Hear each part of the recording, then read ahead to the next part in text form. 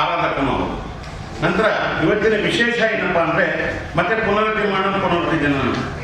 ಜ್ಯೋತಿಷ್ಯ ಶಾಸ್ತ್ರದಲ್ಲಿ ತಾವೆಲ್ಲರೂ ಕೇಳಿರ್ಬೋದು, ಮನುಷ್ಯ ಇವತ್ತು ನಾನು ಶಿವಕುಮಾರ್ ಇವತ್ತು ಹುಟ್ಟಿದ್ದೀನಿ, ನಾನು ನಾಳೆ ಸಾಗಬೇಕು, ಮತ್ತೆ ಪುನರ್ಜನ್ಮ ಪಡೆಯಬೇಕು. ಇದಕ್ಕೆ ಪುನರ್ತಿಮಾನ ಪುನರ್ತಿ ಜನನ ಅಂತ ಹೇಳೋದು. ಇನ್ನು ಕಲಿಯುಗದಲ್ಲಿ ಇದು ನಮ್ಮ ಒಂದು ಕಲಿಯುಗದಲ್ಲಿ ನೀವೆಲ್ಲರೂ ಕೇಳಿರೋದು, ಸತ್ತಾದ ಮನುಷ್ಯ ಎಲ್ಲಿ ಹೋಗ್ತಾನೆ, ಆತ್ಮ ಎಲ್ಲಿ ಹೋಗುತ್ತೆ, ಯಾರ್ಯಾರ ಕರ್ತವ್ಯಗಳು ಏನು. ಮೊಟ್ಟ ಮೊದಲಾಗಿ ಓಂ ಕಾಲ ಬ್ರಹ್ಮ ಯಾರು, ಓಂ ಪ್ರಕೃತಿ ದುರ್ಗಾ ಮಾತೆ ಯಾರು. ಓಂ ಕಾಲ ಬ್ರಹ್ಮ ಅನ್ನೋರು ತ್ರಿಮೂರ್ತಿಗಳ ತಂದೆ, ಓಂ ಪ್ರಕೃತಿ ದುರ್ಗಾ ಮಾತೆ ತ್ರಿಮೂರ್ತಿಗಳ ತಾಯಿ. ಮೊಟ್ಟ ಮೊದಲಾಗಿ ಕಾಲಬ್ರಹ್ಮ ಹುಟ್ಟಿಸಿದ್ದು ನಮ್ಮ ರಜೋಗುಣ ಇದ್ದ ಬ್ರಹ್ಮದೇವ.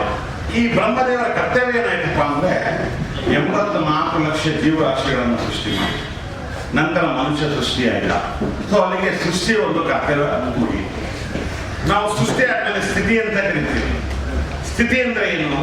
ನಾವು 84 ಲಕ್ಷ ಜೀವರಾಶಿಗಳಿಗೆ ಆಹಾರ, ಅನ್ನ, ಮಳೆ, ಬೆಳೆ ಇವೆಲ್ಲವೂ ಸರಿಯಾಗಿ ಆಗಲಿ ಅಂತೇಳಿ ಸ್ಥಿತಿಯನ್ನ ಸತ್ವಗುಣಯುಕ್ತ ವಿಷ್ಣುದೇವ ಹೇಳಿ ನಾನು ಕರಿತೇವೆ.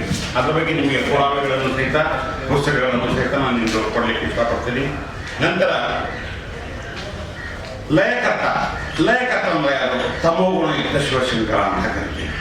ಸೃಷ್ಟಿ ಮತ್ತು ಸ್ಥಿತಿ ಎರಡನ್ನೂ ಸಮತೋಲನ ಮಾಡಿ ಲಯಕರ್ತನಾಗಿ ಶಿವಶಂಕರ, ನಾವೇನು ತ್ರಿಮೂರ್ತಿಗಳಲ್ಲಿ ಶಿವ ಅಂತ ಕರಿತೀವಿ, ಅವರು ನಮ್ಮ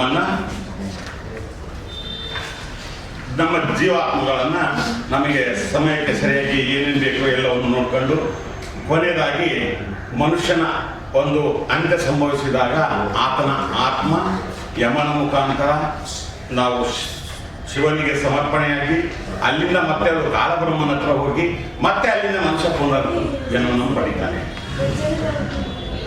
ಇನ್ನ ನೀವು ಪ್ರತಿ ಜನನು ಕೇಳಿರ್ಬೋದು, 15 ದಿನಕ್ಕೊಂದ್ಸಲ ಅಮಾವಾಸ್ಯೆ ಆಗುತ್ತೆ, 15 ದಿನಕ್ಕೊಂದ್ಸಲ ಒಂದು ಅಮಾವಾಸ್ಯೆ ಬರುತ್ತೆ, 15 ದಿನ ಲೋಣಿ ಬರುತ್ತೆ, ಮತ್ತೆ 15 ದಿನದ ಅಮಾವಾಸ್ಯೆ ಬರುತ್ತೆ. ಈ ಒಂದು ವಿಶೇಷ ಆರಾಧನೆ ಅಂದ್ರೆ ಏನಪ್ಪಾ ಅಂದ್ರೆ, ಆರಾಧನೆಯನ್ನು ನಾವು ಒಂದು ಸಾಧನೆ ಮಾಡಿರ್ತೀವಿ. ಆ ಸಾಧನೆ ಬಹಳಷ್ಟು ವರ್ಷಗಳಿಂದ ಮಾಡಿರ್ತೀವಿ. ಈ ಕಾಲಬ್ರಹ್ಮ ಮತ್ತು ಪ್ರಕೃತಿ ದುರ್ಗಾ ಮಾತೆ ಮತ್ತೆ ಗ್ರಹಣಗಳು, ಇವು ಅಮಾವಾಸ್ಯೆ, ಹುಣ್ಣಿಮೆ, ಪೂರ್ಣಿಮೆ ಇವು ನಮಗೆ ಬಹಳ ಮುಖ್ಯವಾಗ್ತದೆ.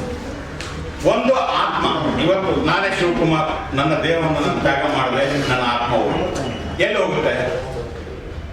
ನನ್ನ ಆತ್ಮ ಹೋಗೋದು ಮತ್ತೆ ಕಾಲಬ್ರಹ್ಮನ ಹತ್ರ. ಕಾಲಬ್ರಹ್ಮನ ಕರ್ತವ್ಯ ಏನು? ಅವರ ಕರ್ತವ್ಯವೇ ಆತ್ಮಗಳನ್ನು ಸ್ವೀಕಾರ ಮಾಡಿ ಮತ್ತೆ ಪುನರತಿ ಜನನ ನಿಯಮದ ಪ್ರಕಾರ ಮತ್ತೆ ರಸಗುಣಯುಕ್ತ ಪ್ರಕಾರ ಮತ್ತೆ ಈ ಭೂಮಿ ಮೇಲೆ ಮನುಷ್ಯ ಆತ್ಮವಾಗಿ ಹೋಗುತ್ತೆ. ಇದು ಪುನರ್ತಿ ಜನನ ನಾವು ಹೇಳ್ತೇವೆ. ಇನ್ನು ಈ 15ನೇ ದಿನ ಯಾವುದೇ ಒಂದು ಆತ್ಮ 15ನೇ ದಿನ ಒಂದು ಅದು ಇವತ್ತು ನಾನು ಈ ಕ್ಷಣದಲ್ಲಿ ಶಿವಕುಮಾರ್ ನನ್ನ ಪ್ರಾಣ ಹೋಯ್ತಪ್ಪ, ಮುಂದಿನ 15 ದಿನಗಳಲ್ಲಿ ನನಗೊಂದು ಸಮಯ ಇರುತ್ತೆ. ಆ ಸಮಯದಲ್ಲಿ ನನ್ನ ಕರ್ತವ್ಯ ಕಾಲಬ್ರಹ್ಮನ ಹತ್ರ ಹೋಗೋದು, ಅಲ್ಲಿಂದ ರೀಲೊಕೇಟ್ ಅಂದ್ರೆ ಮತ್ತೆ ನಾವು ಪುನರತಿ ಜನನ ಮಾಡಲೇಬೇಕು. ಅವಾಗ ನಾವು ಗರ್ಭಗಳನ್ನ ಆ ಆತ್ಮ ಹುಟ್ಟಲಿಕ್ಕೆ ರಜೋಗುಣಯುಕ್ತ ಬ್ರಹ್ಮನ ಮುಖಾಂತರ ಹೋಗುತ್ತೆ. ಬ್ರಹ್ಮದೇವ ಯಾವ ತಾಯಿಯ ಗರ್ಭದಲ್ಲಿ ಈ ಮಗು ಜನನ ಆಗಬೇಕು 15ನೇ ದಿನದಿಂದ 40 ದಿನಗಳವರೆಗೆ. ನೀವು ಬಹಳಷ್ಟು ಪುರಾಣಗಳಲ್ಲಿ ಕೇಳಿರ್ಬೋದು, ಒಬ್ಬ ಮನುಷ್ಯ ಹುಟ್ಟಿದ ಮೇಲೆ ಮತ್ತೆ ಹುಟ್ಟಕ್ಕೆ 10,000 ವರ್ಷ ಬೇಕು, 20,000 ವರ್ಷ ಬೇಕು. ಅದೆಲ್ಲ ಕೆಲವು ಕಾಲ್ಪನಿಕಗಳು. 15ರಿಂದ 40 ದಿನಗಳ ನಂತರ 9 ದಿನಗಳವರೆಗೂ ಆ ಆತ್ಮ ಬಿಡುಗಡೆ ಹೊಂದಿ ಯಾವುದಾದರೂ ತಾಯಿಯ ಗರ್ಭದಲ್ಲಿ ಪ್ರವೇಶ ಪಡೆಯಲು ಇಷ್ಟಪಡುತ್ತೆ. ಇಲ್ಲಿ ಮತ್ತೆ ಒಂದು ವಿಶೇಷತೆ ನಾನು ಕೇಳೋದಿದೆ. ಏನಪ್ಪಾ ಅಂದ್ರೆ, ಯಾರು ಗಂಡು ಮಕ್ಕಳಾಗಿ ಇವತ್ತು ನಾವು ಜನಿಸಿದ್ದೇವೆ, ನಾವು ಮತ್ತೆ ಗಂಡು ಆತ್ಮಗಳಾಗಿ ನಾವೇನು ಮರಣವನ್ನು ಹೊಂದ್ತೀವಿ, ಮತ್ತೆ ನಾವು ಗಂಡು ಆತ್ಮಗಳೇ ಪುನರತಿ ಜನನದಲ್ಲಿ ಮತ್ತೆ ನಾವು ಗಂಡು ಮಕ್ಕಳೇ ಆಗ್ತೇವೆ. ಇದಕ್ಕೆ ಕೆಲವೊಂದು ಉದಾಹರಣೆಗಳನ್ನು ನಾನು ಕೊಡ್ತೇನೆ ನಿಮಗೆ. ಅದೇ ರೀತಿ ಹೆಣ್ಣು ಆತ್ಮಗಳು ಸತ್ತಾಗ ಆ ಹೆಣ್ಣು ಆತ್ಮಗಳು ಮತ್ತೆ ಪುನರತಿ ಜನನದಲ್ಲಿ ಮತ್ತು ಹೆಣ್ಣು ಆತ್ಮಗಳಾಗಿ ಹೋಗ್ತಾರೆ. ಇದಕ್ಕೂ ಸಹಿತ ನಿಮಗೆ ಕೆಲವೊಂದು ನಮ್ಮ ವೇದಗಳಲ್ಲಿ 18 ಪುರಾಣಗಳಲ್ಲಿ ಮತ್ತು ಗರುಡ ಪುರಾಣಗಳಲ್ಲಿ ನಿಮಗೆ ಉಲ್ಲೇಖಗಳು ಸಿಗುತ್ತೆ. ನಮ್ಮಲ್ಲಿರ್ತಕ್ಕಂಥ ಮುಖ್ಯವಾಗಿ 4 ವೇದಗಳು, 18 ಪುರಾಣಗಳನ್ನು ನೋಡಿದಾಗ ಬ್ರಹ್ಮ, ವಿಷ್ಣು, ಮಹೇಶ್ವರ ಬಗ್ಗೆ ಅನೇಕ ಕಥೆಗಳನ್ನು, ಶಿವ ಪುರಾಣದಲ್ಲಿ ಶಿವನ ಬಗ್ಗೆನೇ ಜಾಸ್ತಿ ಹೇಳ್ತೀವಿ, ಬ್ರಹ್ಮಪುರಾಣದಲ್ಲಿ ಬ್ರಹ್ಮದೇವರ ಬಗ್ಗೆ ಜಾಸ್ತಿ ಹೇಳ್ತೀವಿ. ಹೀಗೆ 18 ಪುರಾಣಗಳಲ್ಲಿ 4 ವೇದಗಳಲ್ಲಿ ಹೇಳಿದಾಗ ಮನುಷ್ಯ ಸರ್ವೇ ಸಾಮಾನ್ಯ ನಾವು ಹಿಂದೂಗಳಾದಾಗ ನಾವು ಯಾರನ್ನು ಫಾಲೋ ಮಾಡಬೇಕು, ಶಿವನ ಫಾಲೋ ಮಾಡಬೇಕು, ವಿಷ್ಣು ಫಾಲೋ ಮಾಡಬೇಕು, ಬ್ರಹ್ಮನ ಫಾಲೋ ಮಾಡಬೇಕು ಗೊತ್ತಾಗಲ್ಲ.